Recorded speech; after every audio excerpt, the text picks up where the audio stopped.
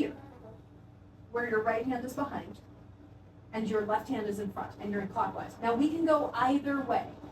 From here, we could turn left and go into the underhand, which I don't know that you know yet, but it's the same thing that we were doing in overhand. Or you could go from that same position here into overhand. So if we looked at the overhand, because you've already done that, first of all, let's remind ourselves how to do the meltdown, the side plane meltdown. Your left hand will go away in front of you. Then it'll come around the body all the way to the away side behind you. And then back in front of you and behind you. And then you use that same hip opening movement that we're doing for the behind the backward weave to accommodate letting the poi slip in that slot on the far side. You use this behind the back motion to get there. Right, so you're here on the away side behind the back. Then you come home and then just pass through the home position, and then you're back in front of your body on the away side. Then you pass through the home position, and then you're behind the back on the away side. Then back through to here, then back through to here.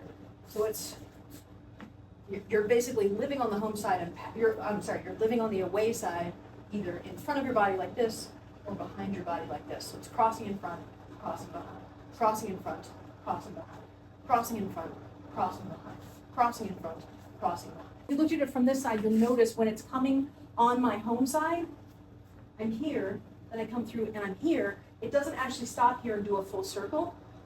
You come through and cross, come through and cross, come through and cross. So it's a carry, then cross, carry, then cross, carry, then cross.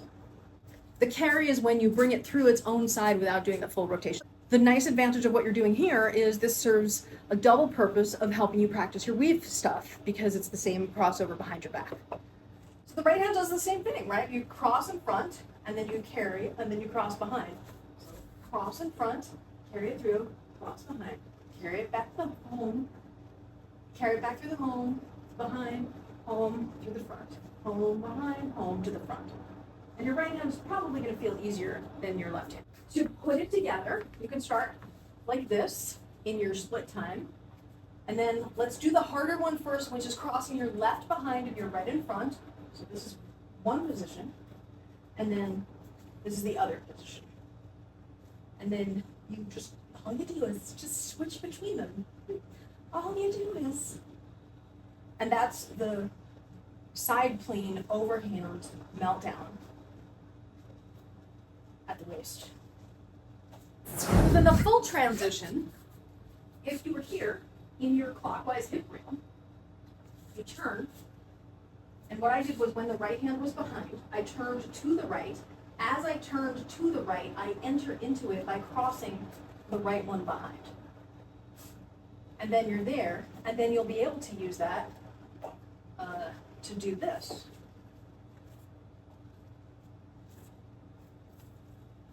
In the Hipreel, I would say I'm using a regular old V stance, so the feet are like this in front of me. And then what I do is I turn my right foot here, and I'm coming into a T stance because that's just what I like. But what you do will depend on what you're ending up in afterwards. But I will say, for me, and maybe that's just because I have big hips and an ass, it's easier for me to get into the behind the back weave when my feet are closer together.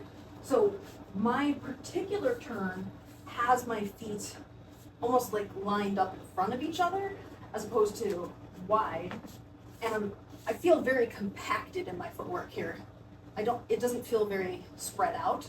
So I'm rotating my right foot 90 degrees for sure, and I'm rotating my left foot at least 60 degrees more, but I would say all the way up to 90 degrees as well, and you could be standing side by side if that feels good. If you stand with one foot forward so that you're favoring one hip forward, it makes it harder when you're trying to get to the other side. So side by side may be the safest bet for how you put your feet. But let's do one hand at a time from the Hipreel. If you're here in your Hipreel, your left hand we're doing. When the left hand is on the front, we're going to turn to the right, and what I would do is the right foot you could just rotate and then step the left foot or slide the left foot forward. And as you do that, cross the left hand to the other side, and then boom, you're in your side plane meltdown with that left hand. So from the hip reel, left hand is in front, rotate foot, cross the left hand, and then go into your meltdown.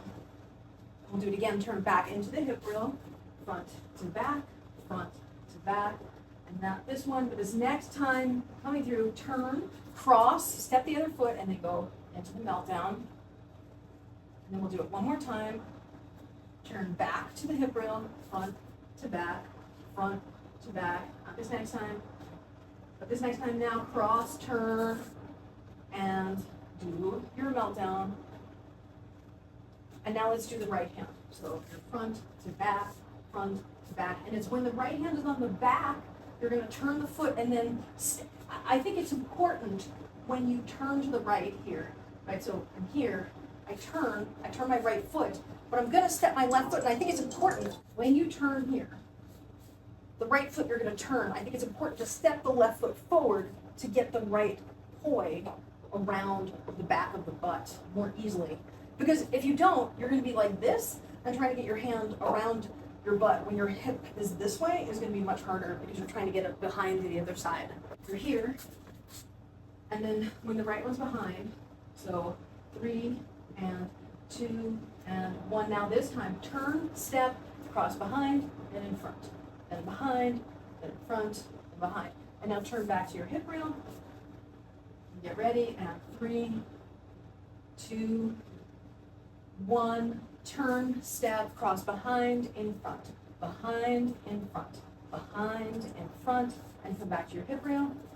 Get ready, 3 and 2 and 1, and turn and step, behind, in front, behind, in front, behind, in front, and turn back to the hip reel. We'll do this last time. 3, 2, 1, turn, step, cross behind, in front, behind, in front, behind, in front, and then turn back to hip reel. Now change hands. Let's do the left hand again. 3, 2, 1, turn, step, crossed in front, and then behind, and in front, and behind, and in front, and behind, and in front, behind. Turn back to the hip reel, and 3, 2, 1, turn, step, cross in front and behind, and in front and behind, and in front and behind, and in front, behind. Turn back to your hip reel, and 3, 2, 1, turn, cross in front, behind, and front, behind, in front, behind, in front, behind. Turn back to your hip reel. Now both hands, let's try it. So we're in the clockwise hip reel, and it's 3, 2, 1, turn, step, and cross, and cross, and cross, and cross, and cross, and cross. Turn left, come back to your hip reel, and 3, 2, 1, and turn and step and cross and cross and cross and cross and cross and cross.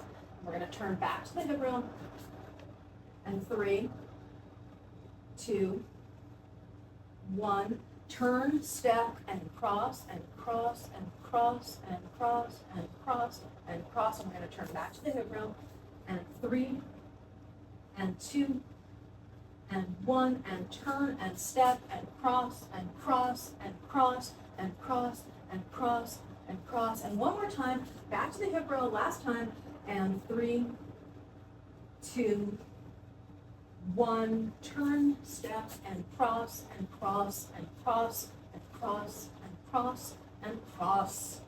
From here, I do think it's easier if you just take a beat to come back to both of them by your sides before going into the overhand weave.